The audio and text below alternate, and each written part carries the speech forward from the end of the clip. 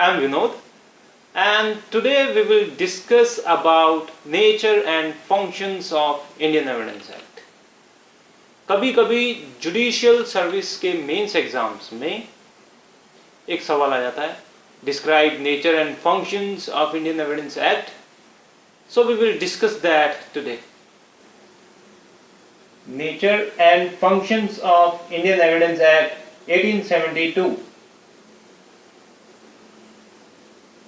Nature. There is one maxim, lex fori. Lex means law. Lex fori means the law of the forum of the court. Indian Evidence Act is basically a procedural law, but it also contains few substantive provisions. For example, the doctrine of estoppel, section 115, chapter 8. Functions. The means by which facts are proved are governed by the law of evidence.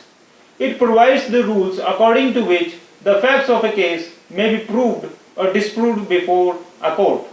So this was nature and functions of Indian Evidence Act. If you like the video, please subscribe. Thank you.